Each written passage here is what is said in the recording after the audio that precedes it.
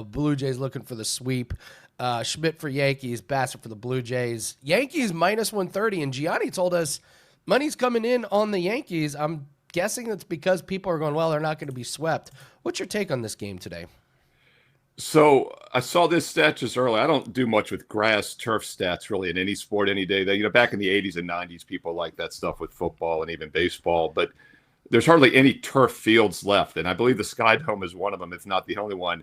And the reason I say that because I'm looking right now at some extended stats here. MLB.com has some great breakdowns.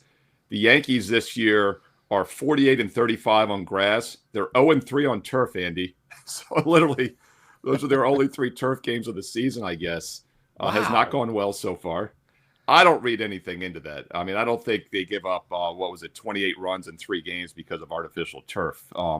We had a free play last night. I put a free play up every day. I do have additional free play tonight on my page right now at wagertalk.com for Thursday. But the free play last night on Wednesday was the over 8.5 between the Yankees and Blue Jays. And you could have picked either team to get over that total because it was 11-9 final. They've gone 9, 17, and 20 the last 3 games. Bullpens are depleted because of it. Both offenses in good current form. No pun intended, my man. Let's not overthink this, but I like the over again tonight. I'll stay away from the side. I would expect maybe the Yankees bounce back, but I think the over 8.5 is very tempting once again with 2 red-hot offenses and depleted bullpens. And a bigger picture about these 2 teams, the Blue Jays' emotional win last night because they have now tied the Yankees for first place in the American League East. They're both 48-38. But if you look at run differential, and we talk a lot about the expected win-loss record, which is just plus-minus runs on the season, Yankees are plus 103 runs. The Blue Jays are plus 6, and they have the same record. So long-term, the Yankees are the better team. So I wouldn't disagree with playing New York tonight, but I definitely like the over 8.5 once again.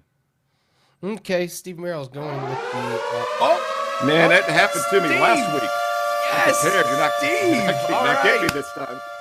This is the game of the day. It's the game of the day. Put in the comment section right after the show. It's got to be in the comment section below right after the show's over. Who wins between the Yankees and the Blue Jays, and what is the final score? See, Steve, this should be a fun one. We picked the Twins and the Marlins yesterday, and the final score was 2-1. Nobody wants a score that low. But Yankees, Blue Jays, you like the over. These games have been high scoring, so you got to give us your pick. Tell us who you think wins. What's the final score? And Steve, if you get it right, then you get to pick someone in the comment section that gets free swag. So what does Steve Merrill say on this game? I got the winner right last week. I think it was that Mets-Braves game, but it wasn't high scoring like I thought. It was 4-0. So that was a tough one. By the way, we reclipped these obviously into solo videos. So many of you are watching this as a solo standalone video right now. And I have promoted this promo in the video last week. And I went back and checked the comments that night, and there were like 70 score predictions in my video.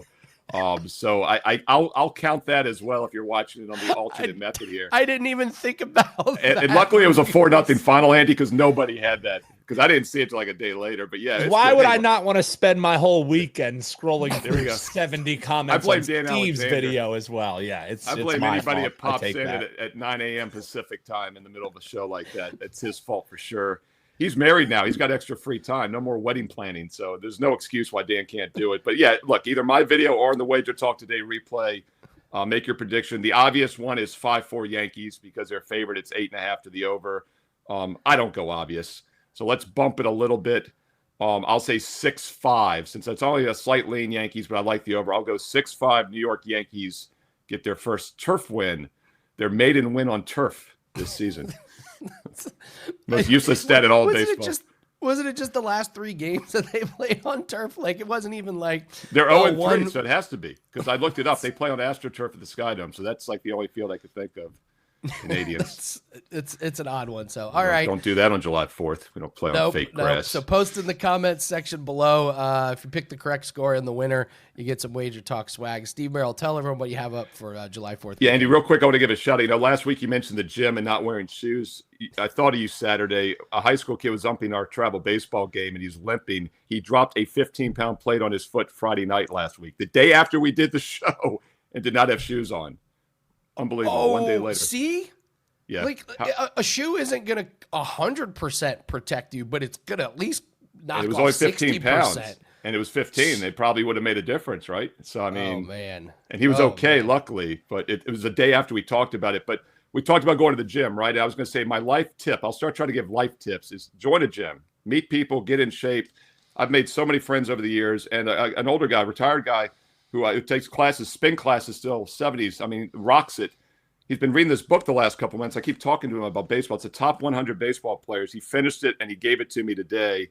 Oh, how and I'm going to knock that out. And he highly recommends the one before it, which I'm going to read as well. So I'm not big on book clubs, but I'll give some reviews here over the next few weeks. But the big thing is I'm going to make my middle school son read some because it's hard to get him to read, and he likes baseball. So 5 to 8 pages on each player. So it's like one player a day, man. You know, it's very doable. But Mike Conti, thank you. I want to give Mike a shout out. And once again, it just shows get healthy, join a gym. It's the best tip I can give people for a life hack. As far as what I've got Thursday night at wagertalk.com, I do have a baseball best bet. Our only loss this week is by half a run. We've won all other best bets in every free play, including that free play last night. So check out the bonus free play, check out the best bet, and check out that 7 days for 69, dude, special offer at wagertalk.com, and get to my page quicker, wt.buzz/SM.